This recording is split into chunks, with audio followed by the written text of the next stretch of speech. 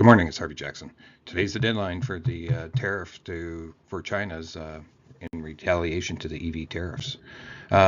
Importers are struggling to resell Canadian canola meal caught in the Canadian or the China tariff crossfire. This is a little bit dated data here that I've got on here, but as you can see, the U.S. Imported the lion's share of meal up until the end of May, and there is more recent data. I just didn't have time to put it together, but I had shown this chart before, and then you can see where China is there too. It's maybe half of that, but there's importers actually go and station it, somewhere in Asia market, and then bring it over to China as they need it. But you can see that they were in the blue, buying quite a bit of meal, and now it turned out to be zero. So even though they had bought a fair bit with their tariffs off, and I don't know if that's going to happen with the seed at all. I'm going to doubt it. So you can here's the oil, and again it's dated as well, but you can see China has still bought a fair bit of oil, and some of the other trading partners, including Japan, Mexico, United Emirates, and I have some problems with the data for the United States, but they buy the lion's share. But here's just demonstrating that they were buying, even though they put the tariffs on right in here somewhere, for the oil and meal. Now it's the canola's turn, so we'll see if that continues. With the corn rise in price, this article is just talking about the push from some of the corn organizations to try to get E15 for year long rather than just through the winter or through the summer.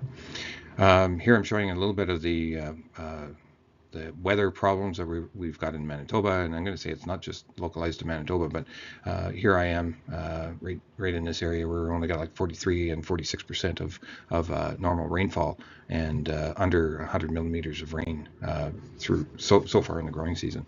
You can see that's I'm in that area right there, but the Interlake has definitely got a lot of problems as well.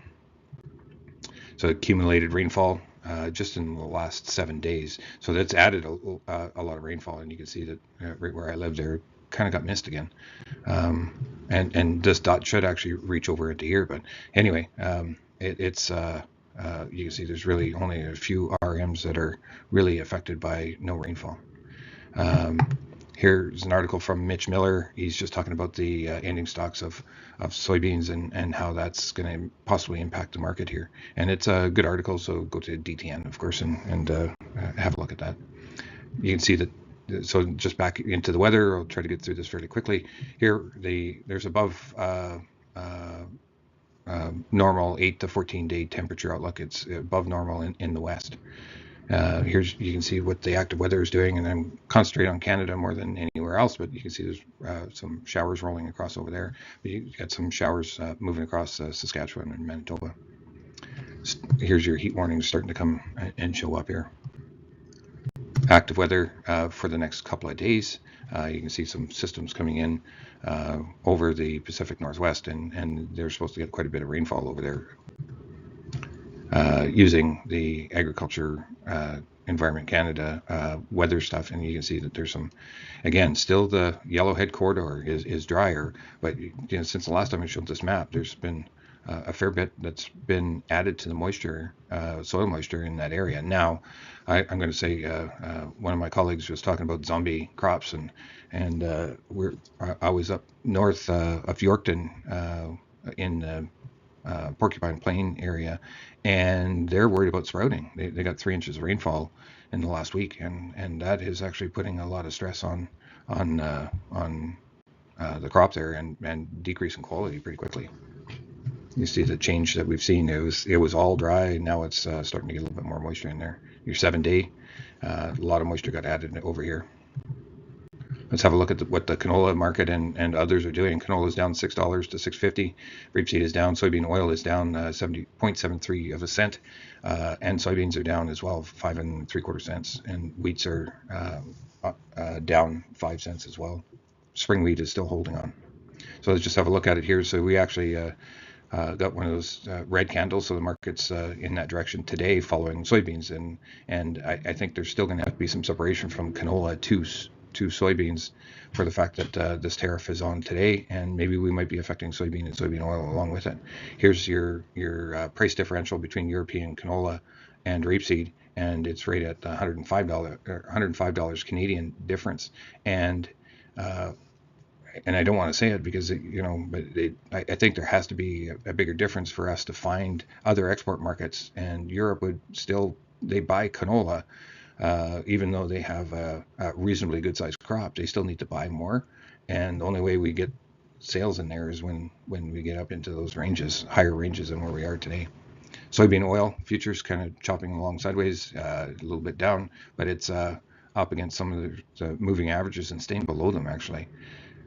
Soybean futures, we've had a good run up here. This is probably an opportunity to sell, especially that we made it above yesterday's high, made it above some of those highs that we've got there.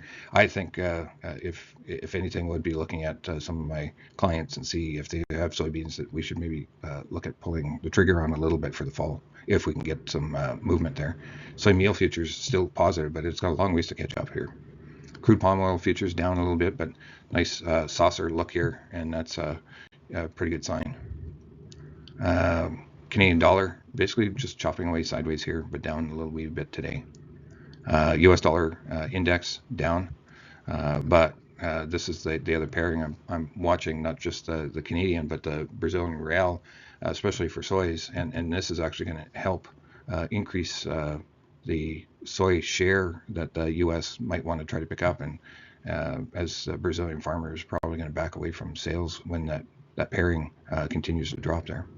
Have a look at wheat. I put a couple short-term moving averages here, and we probably need I would like to see get above that where we traded at 605 to enter, but looks like we're trying to create a bottom. Our slow stochastics is giving us a signal, but I do want to see a few consecutive closes above and potentially above that market that we had back in earlier August or last week. Kansas City wheat futures still going down. Same thing with Chicago, but I think it's following this corn complex downwards. It's definitely got a trajectory that's still continuing to show weakness.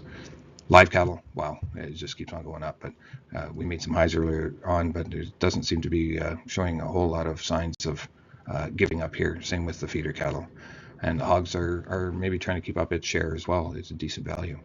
There is a StatsCan report, at the end of the month, but there's also a NOPA oilseed processors report that's coming out on Friday. And that's all I have for you today.